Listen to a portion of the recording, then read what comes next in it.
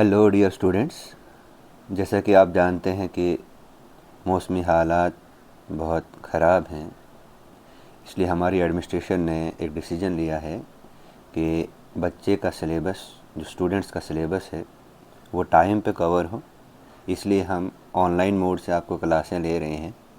हर एक टीचर कोशिश कर रहा है कि आपको ऑनलाइन क्लास में भी ऑफ़लाइन मोड की तरह फ़ील कराया जाए। तो आपकी ये प्राइम रिस्पॉन्सिबिलिटी बनती है हर एक बच्चे की कि वो हर लेक्चर को अच्छे से सुने, अच्छे से उसको तैयार करे और उसके अच्छे से नोट्स बनाए। चलिए, टाइम वेस्ट ना करते हुए आज का टॉपिक हम डिस्कस कर रहे हैं, that is microbes in industrial products. भाई, माइक्रोब्स को हम इंडस्ट्रियल प्रोडक्ट्स में कैसे इस्तेमाल करते हैं? देखिए, अगर हम इंडस्ट्री की बात करेंगे तो बहुत सारे माइक्रोब्स को बनाया गया है, यानी कि हम ऐसा कह सकते हैं कि बहुत सारे माइक्रोब्स के द्वारा बहुत सारे प्रोडक्ट्स बनाए गए हैं और वो ह्यूमन बीइंग्स के लिए यूज़फुल हैं। इसमें से जो मोस्ट कॉमन हैं वो दो हैं। अब वो कौन कौन से प्रोडक्ट्स दो हैं आपके सामने हैं। एक आता है बेवरेजेस और दूसरा आता है एंटीबायोटिक्स। तो दोनों पे बात करेंगे हम, बेवरेजेस पे भी बात करेंगे और एंटीबायोटिक्स पे भी बात करेंगे। अब इंडस्ट्रियल प्रोडक्ट्स में माइक्रोब्स की प्रोडक्शन को लार्ज स्केल में प्रोड्यूस किया जाता है, बहुत ज़्यादा क्वांटिटी में उन्हें बनाया जाता है। इंडस्ट्रियल स्केल में हमें माइक्रोब्स की बहुत ज़्यादा ज़रूरत पड़ती है और इन्हें हम एक वेसल्स में, एक बड़ी वेसल होती है, इस बड़ी वेसल्स में डाला जाता है इन्हें, और इस बड़ी वेसल को बोलते हैं फर्मेंटर्स। जाहिर सी बात है, फर्मेंटर टर्म्स आपको जानी लगती है। फर्मेंटर टर्म्स क्या होती है? फर्मेंटर टर्म्स होती है एक ऐसी टर्म जहाँ पर हम फर्मेंटेशन करेंगे। क्लियर है ये पॉइंट? नाउ अब आता है हमारे पास topic, that is fermented beverages. क्या होता है फर्मेंटेड बेवरेजेस? आपने एक फंजाई का नाम सुना होगा, ईस्ट। ईस्ट का साइंटिफिक नेम क्या है? कल भी मैंने बताया था, सैकेरियोमाइसीस सर्विसी, जो ब्रीवर्स ईस्ट है। और इसके साथ कुछ सर्टन बैक्टीरिया जो है वो की रोल प्ले करते हैं फर्मेंटेशन में। ये क्या करते हैं फर्मेंटेशन में? कार्बोहाइड्रेट को ब्रेक डाउन करते हैं। ठीक है, मतलब ये कार्बोहाइड्रेट को ब्रेक डाउन करेंगे और इससे एथेनॉल जैसे प्रोडक्ट बन सकता है और कार्बन डाइऑक्साइड गैस रिलीज़ की जाती है। अगर मैं जनरल इक्वेशन की बात करूँगा तो ये हमारे पास कुछ कार्बोहाइड्रेट है, C6H12O6, जाना माना कार्बोहाइड्रेट है आपके सामने। बता सकते हो आप, ये इसका मॉलिक्यूलर फार्मूला है C6H12O6। ये किसका मॉलिक्यूलर फार्मूला है? ग्लूकोज का है। यहाँ पे एक एंजाइम काम करेगा, इस एंजाइम का नाम है जाइमेस। जब जाइमेस काम करेगा तो 2 टाइम्स हमारे पास इथेनॉल आता है, C2H5OH, जिसे हम इथाइल अल्कोहल के नाम से भी जानते हैं, और 2 टाइम्स कार्बन डाइऑक्साइड रिलीज होगा for the balancing of equation. अब ईस्ट स्पीशीज़ जो हैं, जिन्हें हम अल्कोहलिक फर्मेंटेशन के लिए इस्तेमाल करते हैं, वो 2 स्पीशीज़ हैं। एक आती है जिससे हमें ब्रेवर्स ईस्ट मिलता है और दूसरी जिससे हमें वाइन ईस्ट मिलता है। ब्रेवर्स ईस्ट मोस्ट इंपॉर्टेंट है, इसका साइंटिफिक नेम है सैकेरियोमाइसीस सर्विसी, और जो वाइन ईस्ट है इसका साइंटिफिक नेम है सैकेरियोमाइसीस इलिप्सोडियस। एक और आता है सेक ईस्ट। सेक ईस्ट निकलता है हमारा सैकेरियोमाइसीस साके से, और एक और आता है जिंजर बियर निकलता है सैकेरियोमाइसीस पायरीफॉर्मिस से। ठीक है, अब यहाँ पे न्यूट्रिएंट मीडियम जो चाहिए वो हमारे पास बार्ले माल्ट होता है, यानी कि माल्टोस होता है। ये माल्टोस ऑब्टेन किया जाता है माल्ट से, इसे बार्ले माल्ट से, इससे बनती है बियर। इसके अलावा जो फर्मेंटेड जूनिपर बेरीज़ हैं, जो जूनिपर की बेरीज़ हैं, यानी कि जूनिपर का जो बेरी, इसका सीड है जूनिपर का, तो जूनिपर की जो बेरीज़ हैं उसे इस्तेमाल किया जाता है फॉर माल्ट या गिन के लिए इसको इस्तेमाल किया जाता है। ऐसे ही फर्मेंटेड राइस को इस्तेमाल किया जाता है साके के लिए। ऐसे आता है कैश्यू एप्पल को फेनी बनाते हैं इससे। पोटैटो से वोडका बनाई जाती है, यानी कि आलू से वोडका बनाई जाती है। सोलेनम ट्यूबरोसम है पोटैटो का साइंटिफिक नेम। और कॉर्न या राई, कॉर्न जिया मेज जिसको हम बोलते हैं, या राई, इससे विस्की बनाई जाती है। फर्मेंटेड मोलेसिस से, जो फर्मेंटेड मोलेसिस है, इससे रम बनाई जाती है। और फर्मेंटेड फ्रूट जूसेस से वाइन और ब्रांडी बनाई जाती है। यानी कि ये सारी चीज़ें, चाहे रम है, विस्की है, वोडका है, साके है, बियर है, ये सारी की सारी अल्कोहलिक बेवरेजेस आती हैं। अब हम इसमें एक एक करके देखते हैं। सबसे पहले हम बेकर्स और ब्रीवर्स ईस्ट की बात करेंगे। क्या है ब्रेकर्स और ब्रीवर ईस्ट? देखिए, ईस्ट की बेसिकली दो टाइप्स हैं। ईस्ट से हमें दो टाइप्स देखने को मिलती हैं, मैंने पहले भी बताया। एक है बेकर्स ईस्ट और दूसरा है ब्रीवर्स ईस्ट। ये दोनों मोस्ट इंपॉर्टेंट है। इसमें हम क्या करते हैं, कुछ सेलेक्टेड स्ट्रेन्स लेते हैं। एक होता है ना पॉजिटिव स्ट्रेन और एक होता है नेगेटिव स्ट्रेन, हमने पढ़ा है बैक्टीरिया के केस में। तो सेम इसके केस में भी कुछ स्ट्रेन्स हम लेते हैं, और ये स्ट्रेन हम लेते हैं सैकेरियोमाइसिस सर्विसी के। इन्हें हम बेकिंग इंडस्ट्री में इस्तेमाल करते हैं, जो आपको मार्केट में भी अवेलेबल होता है ईस्ट पाउडर के नाम से। इससे क्या किया जाता है, हम इसके कुछ स्ट्रेन में कुछ डिज़ायरेबल चेंजेस की जाती हैं, और डिज़ायरेबल चेंजेस से फ्लेवर आता है, टेक्सचर आता है, जो कि हम बेक्ड प्रोडक्ट्स में इस्तेमाल करते हैं, ठीक है। और उसे भेजते हम बेकर्स ईस्ट के नाम से, उसे हम सेलिंग करते हैं उसकी बेकर्स ईस्ट के नाम से। उसके बाद जो ईस्ट है, जिससे हम ब्रीविंग इंडस्ट्री में इस्तेमाल करते हैं, और ब्रीविंग इंडस्ट्री से हमारे पास अल्कोहलिक ड्रिंक्स बनती हैं, और इन्हें अल्कोहलिक ड्रिंक्स जिस ईस्ट से बनाई जाती है उन्हें कॉमनली हम कहते हैं ब्रीवर्स ईस्ट, ठीक है। मुख्तलिफ किस्म की यानी कि different kinds of alcoholic beverages बनाई गई हैं ब्रीवर्स ईस्ट से फर्मेंटेशन के द्वारा, ठीक है ना। जैसे बियर और वाइन जो है ये अनडिस्टर्ल्ड बेवरेजेस है, यानी कि अनडिस्टर्ल्ड तरीके से बनाई गई है, जैसे कि विस्की, रम, गिन, ब्रांडी, वोडका, फेनी। ये याद रखने हैं, विस्की, गम, रम, गिन, ब्रांडी, वोडका, फेनी, इन्हें डिस्टर्ल्ड बेवरेजेस के नाम से जानते हैं। सो इसे हम हार्ड लिकर्स के नाम से भी जानते हैं। हार्ड लिकर्स इन्हें क्यों बोलते हैं? देखिए, दो तरह के लिकर्स होते हैं, एक होता है हार्ड लिकर्स, एक होता है सॉफ्ट लिकर्स। हार्ड लिकर्स में अल्कोहल की बहुत ज़्यादा कंसंट्रेशन होती है, और सॉफ्ट लिकर्स में अल्कोहल की कंसंट्रेशन बहुत कम होती है। जैसे बियर एक अनडिस्टर्ल्ड बेवरेज है, यानी कि इसको हम सॉफ्ट लिकर में रख सकते हैं, और जैसे विस्की, ब्रांडी, रम, वोडका आ गई, ये एक हार्ड लिकर्स है। अब आपके माइंड में सवाल आना चाहिए कि भाई फर्मेंटेशन तो हम करते हैं, लेकिन किस तरीके से करते हैं? तो फर्मेंटेशन को किया जाता है 3 डिफरेंट मेथड से। फर्मेंटर्स का इस्तेमाल, एक इंस्ट्रूमेंट होता है फर्मेंटर्स, उसका इस्तेमाल किया जाता है, और इससे हम 3 तरीक़ों में क्लासीफाई करते हैं फर्मेंटेशन को। सबसे पहला आता है बैच कल्चर। बैच कल्चर में बैचेस में हम लेंगे, एक क्लोज सिस्टम लेंगे, उस क्लोज सिस्टम में हम बैचेस में चीज़ों को बनाएंगे। देखिए, इस कल्चर में क्या किया जाता है, एक कंडीशन सेट की जाती है ना, एंड अब कंडीशन क्या सेटअप की जाएगी, आउटसाइड में कोई चेंज नहीं लाया जाएगा। जब फर्मेंटेशन स्टार्ट हो गई, उसके बाद इसमें कोई नया न्यूट्रिएंट ऐड नहीं किया जाएगा, मतलब बैच में चलेगा। मतलब पहले मान लो हमारे पास ये कोई ए है, ये बी है, ये सी है। अगर हमने ए फर्मेंटेशन में पहले डाला तो पहले ए की फर्मेंटेशन होगी, फिर बी की प्रोसेसिंग होगी, उसके बाद सी की प्रोसेसिंग होगी, मतलब बैच वाइज चलेगा। दूसरा आता है कॉन्टिन्यूस कल्चर। कॉन्टिन्यूस कल्चर में क्या करते हैं हम, लॉन्ग टर्म ऑपरेशंस को किया जाता है बहुत हफ्तों के लिए, मतलब 2 हफ्ते लग सकते हैं, 3 हफ्ते लग सकते हैं। इसमें हम क्या करते हैं, इसमें हम न्यूट्रिएंट मीडियम को बीच बीच में ऐड करते हैं। क्यों करते हैं न्यूट्रिएंट मीडियम को ऐड? ताकि फर्मेंटेशन फास्ट हो, ठीक है ना। ये आता है हमारा कंटिन्यूस कल्चर। थर्ड आता है फेड बैच कल्चर। देखिए, फेड बैच कल्चर में हम क्या करते हैं, जो ग्रोथ का पीरियड है उसको एक्सटेंड किया जाता है। इसमें भी हम न्यूट्रिएंट को ऐड करते हैं, लेकिन लो कंसंट्रेशन में। कंटिन्यूस कल्चर में हम हाई कंसंट्रेशन में न्यूट्रिएंट मीडियम को ऐड करते हैं।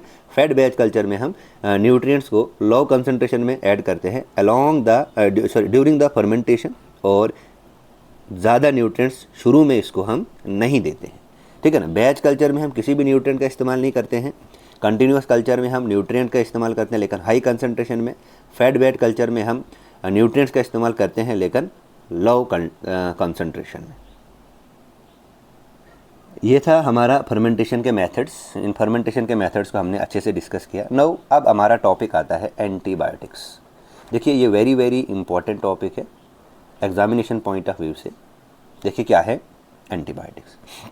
देखिए, सबसे पहली बात तो एंटीबायोटिक्स आप पहले से क्लास 6, 7, 5 से पढ़ते आए हो। एंटीबायोटिक्स एक केमिकल सब्सटेंस है जो कि बनाया जाता है कुछ माइक्रोब्स के द्वारा, और ये क्या करता है, इट कैन किल और retard the growth of other microbes, है ना। ये क्या करता है, किल या रिटार्ड, रोक देता है ग्रोथ ऑफ अदर माइक्रोब्स, यानी और ये माइक्रोब्स जो होते हैं ये होते हैं disease causing microbes. Antibiotics Greek word से लिया गया है, एक है एंटी, एंटी का मतलब होता है अगेंस्ट, एंड बायोस, बायोस का मतलब होता है लाइफ, ठीक है ना। इससे दोनों को जब हम मिलाएंगे एंटीबायोटिक्स यानी कि अगेंस्ट लाइफ, तो इसका मतलब होता है अगेंस्ट लाइफ। अगेंस्ट लाइफ किसके कॉन्टेस्ट में है? अगेंस्ट लाइफ किसके कॉन्टेस्ट में है? Disease causing organisms. और डिजीज़ कॉजिंग ऑर्गेनिजम्स क्या है हमारे पास? पैथोजेंस। डिजीज़ कॉजिंग ऑर्गेनिजम्स क्या है? पैथोजेंस। देखिए एंटीबायोटिक्स बनाई जाती है बैक्टीरियल डिजीज़ के लिए, फंगल डिजीज़ के लिए, प्रोटोजोन डिजीज़ के लिए, वायरल डिजीज़ के लिए कोई एंटीबायोटिक्स परमानेंट नहीं होती है, ठीक है। नाउ अब देखिए सबसे पहली एंटीबायोटिक्स जो बनाई गई है वो है पेनिसिलियम। इस पेनिसिलियम को एक फंगस से बनाया गया था, उस फंगस का नाम है Penicillium notatum, PENCILLUM, Penicillium notatum, NOTATUM, ठीक है। पेनिसिलियम नोटेटम से इस पहली एंटीबायोटिक पेनिसिलिन को बनाया गया है। और ये पेनिसिलिन किसने बनाई थी? सबसे पहले अलेक्जेंडर फ्लेमिंग ने बनाई थी। ये किस पे काम कर रहे थे? सबसे पहले इन्होंने एक बैक्टीरिया पे काम किया, स्टेफाइलोबैक्टीरिया। वहाँ पे इसने ऑब्जर्व किया कि भाई कुछ मोल्ड है वो ग्रो हो रहा है इस अनवाश्ड कल्चर प्लेट्स पे, है ना। और देखने को मिला कि स्टेफाइलोकोकस वहाँ पे ग्रो ही नहीं कर रहा है। उसने ये बताया कि ये कोई केमिकल है जो मोल्ड के द्वारा बनाया जाता है, इसलिए इसने इसका नाम रखा पेनिसिलिन। और ये पेनिसिलिन किस नाम से जानने को देखने को मिला? पेनिसिलियम नोटेटम से। तो यानी कि पेनिसिलियम नोटेटम से बनती है पेनिसिलिन, ठीक है ना। कमर्शियली पहली बार इसको एक्सट्रैक्ट किया गया था किसके एफर्ट से? अर्नेस्ट चेन, एक साइंटिस्ट है, माना जाना माइक्रोबायोलॉजिस्ट है, Ernest Chain. And second is Howard Florey. Ernest Chain और हावर्ड फ्लोरे के द्वारा पहली बार एक्सट्रैक्ट किया गया इस पेनिसिलिन को। नोबेल प्राइज़ जो है वो 3 को मिला। एक तो डिस्कवरी किसने की? फ्लेमिंग ने। इसके साथ साथ चेन और फ्लोरे, इन्हें नोबेल प्राइज़ से भी नवाजा गया। फ्लेमिंग को, चेन को और फ्लोरे को 1945 में इस पेनिसिलिन की डिस्कवरी के लिए नोबेल प्राइज़ मिला, ठीक है ना। और इसको एक्सटेंसिवली यूज़ किया जाता था। जो अमेरिकन सोल्जर्स जो वर्ल्ड वार सेकंड में जिन्हें ज़ख्मी वख्मी हो गए थे, तो उन्हें इस पेनिसिलिन से ट्रीट किया जाता था। अब पेनिसिलिन के बाद और भी एंटीबायोटिक्स को प्यूरीफाई किया गया है, ठीक है। और भी माइक्रोब्स, अदर माइक्रोब्स के लिए एंटीबायोटिक्स बनाई गई है। यानी कि हम ऐसा कह सकते हैं कि इन्फेक्शियस डिजीज़ के लिए भी और भी एंटीबायोटिक्स बनाई गई हैं। अब एंटीबायोटिक्स क्या करता है? मैंने पहले बताया आपको, एंटीबायोटिक्स जो है ये इनहिबिट करता है ग्रोथ को, या पैथोजेंस को ये मार देता है, किल करता है, ठीक है। जो डेडली डिजीज़ हैं उनके लिए एंटीबायोटिक्स बनाई गई हैं, जैसे प्लीग है, वूपिंग कफ है जिसे हम काली खांसी बोलते हैं, लेप्रोसी है जिसे हम कुष्ठ रोग कहते हैं, डिप्थेरिया है जिसे गलघुट्टू बोलते हैं, है ना। इनसे बचने के लिए एंटीबायोटिक्स बनाई गई हैं। Plague, whooping cough, diphtheria, tetanus, polio, measles, chicken pox, इन सारी डिजीज़ के लिए एंटीबायोटिक्स बनाई गई हैं। चलिए अब देखते हैं प्रोडक्शन ऑफ एंटीबायोटिक्स। भाई एंटीबायोटिक्स कैसे प्रोड्यूस की जाएगी, कैसे प्रोडक्शन? देखिए इसमें बेसिकली क्या स्टेप्स आते हैं। देखिए बहुत सारे स्टेप्स इसमें इन्वॉल्व हैं। सबसे पहले हम क्या करेंगे? हम माइक्रो ऑर्गेनिज्म का सूटेबल स्ट्रेन लेंगे, इसको हम कल्टीवेट करेंगे एक सेटेलाइज्ड मीडियम में। ये बात याद रखना, एक सूटेबल स्ट्रेन लेंगे माइक्रो ऑर्गेनिज्म का, उसको कल्टीवेट करेंगे हम सेटेलाइज्ड न्यूट्रिएंट मीडियम में। और इस सेटेलाइज्ड न्यूट्रिएंट मीडियम में हम एक ऑप्टिमम पीएच देंगे, एरिएशन, हवा का कोई, ऑक्सीजन का कोई सोर्स रखेंगे, टेम्परेचर को मेंटेन करके रखेंगे, एंटी फॉर्मिंग एजेंट का इस्तेमाल करेंगे ताकि फोम ना बने, और एंटीबायोटिक प्रीकर्सर डालेंगे। अब देखिए एंटीबायोटिक प्रीकर्सर डालना ज़रूरी है। अगर एंटीबायोटिक प्रीकर्सर हम इसमें नहीं डालेंगे तो एंटीबायोटिक्स नहीं बनेगी। तो एंटीबायोटिक प्रीकर्सर का होना ज़रूरी है। जब सफिशेंट अमाउंट में एंटीबायोटिक्स जो है वो डिफ्यूज़ हो जाएंगी मीडियम में, यानी कि जब ज़्यादा मात्रा में एंटीबायोटिक्स जो है वो डिफ्यूज़ हो जाएंगी मीडियम में, तो माइक्रो ऑर्गेनिजम्स को सेपरेट किया जाएगा। उसके बाद क्या किया जाएगा? एंटीबायोटिक्स को एक्सट्रैक्ट किया जाएगा मीडियम से बाय प्रेसिपिटेशन। इसकी प्रेसिपिटेशन की जाएगी या इसकी एब्जॉर्प्शन की जाएगी, या किसी सॉल्वेंट से हम इसको ट्रीट करेंगे और सॉल्वेंट से हमने एंटीबायोटिक्स को निकाला। तो 3 तरीके से एंटीबायोटिक्स को एक्सट्रैक्ट किया जाता है। 1 is precipitation, second is absorption, and third is solvent treatment. तो फाइनली हमारे पास क्या आएगा? एंटीबायोटिक आएगी, और एंटीबायोटिक जब आई तो वो प्यूरिफाइड एंटीबायोटिक आएगी, ठीक है ना। उसके बाद इसकी कॉन्सेंट्रेशन को चेक किया जाएगा, फिर इसकी बायो एसेइंग की जाएगी, बायो एसेइंग पैकिंग होने से पहले इसकी बायो एसेइंग की जाएगी, ठीक है ना। तो ये 4 स्टेप प्रोसेस है कि एंटीबायोटिक्स कैसे बनता है। ये पहला स्टेप मैंने डिस्कस किया आपके पास, उसके बाद दूसरा स्टेप डिस्कस किया, देन थर्ड स्टेप डिस्कस किया, देन फोर्थ स्टेप डिस्कस किया। तो पहला स्टेप कंप्लीट होगा तब सेकंड लगेगा, फिर थर्ड लगेगा, फिर fourth. Process before packing, packing करने से पहले ही हम बायो एसेइंग करते हैं। चलिए, हमने अभी तक देखा कि एंटीबायोटिक्स कैसे बनते हैं, लेकिन अब एक क्वेश्चन आता है, अराइज होता है कि गुड एंटीबायोटिक्स के क्या करेक्टरिस्टिक्स होंगे, क्या करेक्टरिस्टिक्स होंगे गुड एंटीबायोटिक्स के। देखिए, गुड एंटीबायोटिक्स क्या होती है, जो हार्मलेस हो होस्ट के लिए, मतलब होस्ट पे उसका कोई नुकसान ना हो और इसका कोई साइड इफ़ेक्ट ना हो।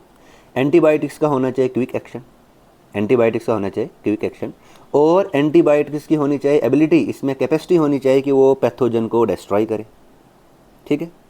हार्मलेस टू नॉर्मल माइक्रोफ्लोरा, ये हार्मलेस होने चाहिए एलिमेंट्री कैनाल में जितने भी, जैसे कि बाकी बैक्टीरिया जो यूज़फुल है हमारे लिए, उन्हें कोई नुकसान ना पहुंचाए। और ये होनी चाहिए it is effective against all strains of pathogen, चाहे जितने भी वेरिएंट स्ट्रेन्स हैं पैथोजन के, या जितने भी स्ट्रेन है, चाहे वो प्लस स्ट्रेन है माइनस स्ट्रेन है, उनके अगेंस्ट उसका इफेक्टिव रोल होना चाहिए। इसके अलावा और हम क्या इस्तेमाल करते हैं फर्मेंटेशन में, क्या क्या केमिकल्स को बनाया जाता है, एंजाइम्स को बनाया जाता है, या बायो एक्टिव मॉलिक्यूल्स को बनाया जाता है। तो नेक्स्ट हम टॉपिक पढ़ेंगे chemicals, enzymes and other bio active compounds. देखिए, बहुत सारे organic acids, enzymes, bio active molecules, इन्हें कमर्शियली और इंडस्ट्रियली सिंथेसाइज किया जाता है, या हम इनको कमर्शियली बनाएंगे या इंडस्ट्रियल प्रोसेसिंग से बनाएंगे माइक्रोब्स का इस्तेमाल करके।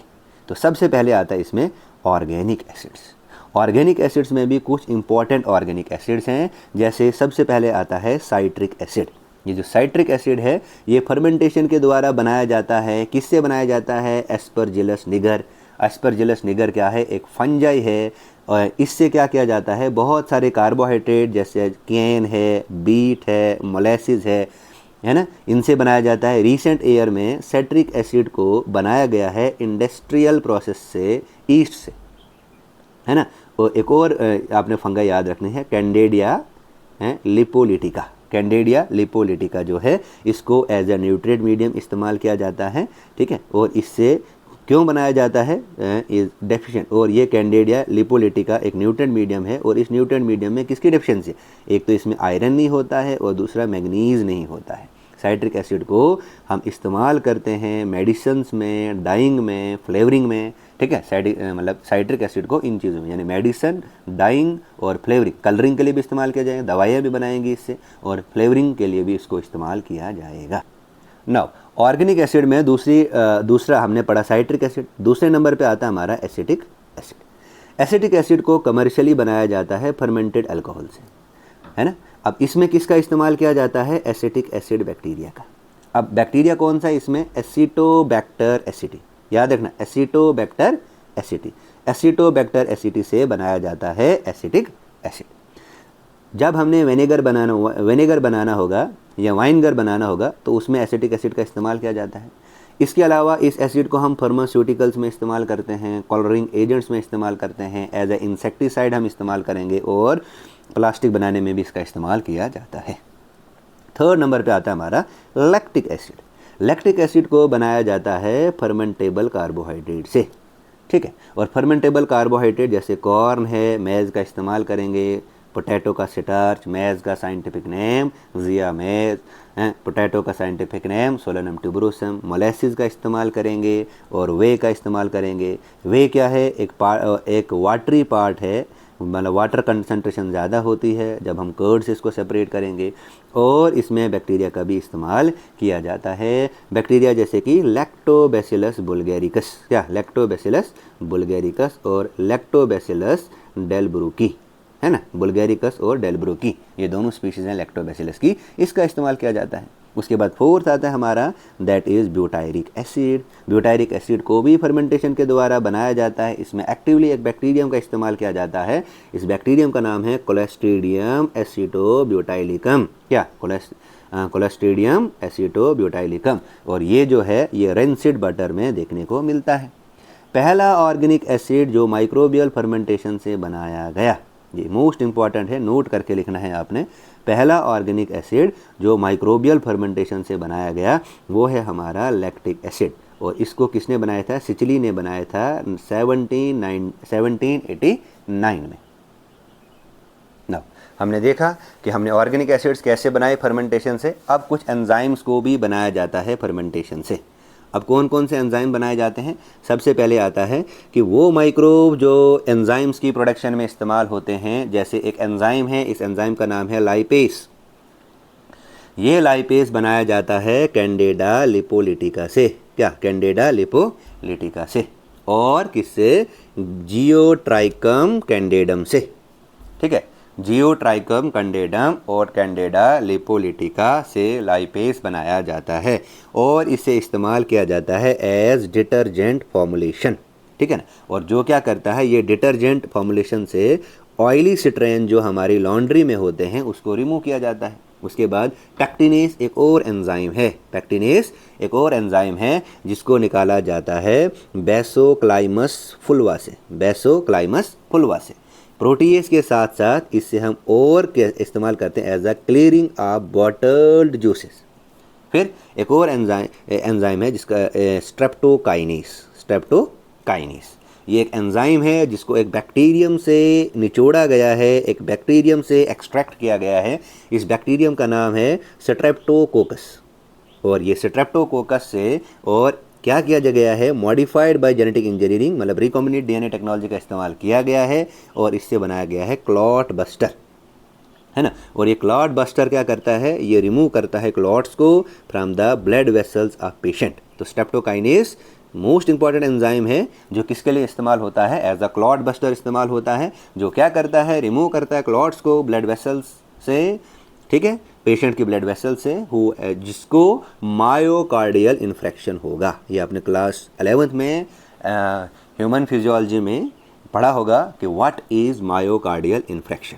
ठीक है ना। और मायोकार्डियल इन्फेक्शन जो है वो हार्ट अटैक काज कराता है, इसीलिए इससे हम इस्तेमाल करते हैं। इससे हम स्ट्रेप्टोकाइनेस को और क्या नाम से जानते हैं? इसे कहते हैं टिश्यू प्लाज्मिनोजन एक्टिवेटर, TPA, टपा, टिश्यू प्लाज्मिनोजन एक्टिवेटर। एंजाइम्स के अलावा और हम बनाते हैं bio active molecules. Bio active molecules में सबसे पहले आता है साइक्लोस्पोरिन ए। साइक्लोस्पोरिन ए एक इम्पॉर्टेंट बायो एक्टिव केमिकल है। साइक्लोस्पोरिन एक इम्पॉर्टेंट बायो एक्टिव केमिकल है जिसको एक फंगस से बनाया जाता है। इस फंगस का नाम है ट्राइकोडर्मा पॉलीस्पोरियम। क्या? Trichoderma polysporum. ठीक है ना। ये जो साइक्लोस्पोरिन ए है ये 11 मेंबर्ड साइक्लो ओलिगोपेप्टाइड है। ऐसे करके 11 मेंबर, 1 2 3 4 5 6 7 8 9 10 11, ऐसे करके 11 ओलिगोपेप्टाइड साइक्लिक मेंबर है। ठीक है। The chemicals is used as a immunosuppressive agent. इससे इस साइक्लोस्पोरिन ए को एक इम्यूनोसुप्रेसिव एजेंट की तरह काम किया जाता है, और इससे इस्तेमाल किया जाता है ऑर्गन ट्रांसप्लांटेशन में। इसमें ऑर्गन ट्रांसप्लांटेशन में इस्तेमाल किया जाता है। उसके बाद नेक्स्ट आता है हमारे पास स्टैटिन। स्टैटिन को इस्तेमाल किया जाता है एक ईस्ट से। इस ईस्ट का नाम है मोनस्कस पुरपीरियस। क्या? मोनस्कस पुरपीरियस। इसे हम इस्तेमाल करते हैं एज अ ब्लड कोलेस्ट्रॉल, और ब्लड कोलेस्ट्रॉल से क्या होता है? It is a lowering agent by acting as a competitive inhibitor of enzyme cholesterol synthase. तो कोलेस्ट्रॉल सिंथेस का एक कॉम्पिटिटिव इनहिबिटर है, मतलब कोलेस्ट्रॉल सिंथेसिस को ये बनने नहीं देता है, इट इज़ अ इनहिबिटर।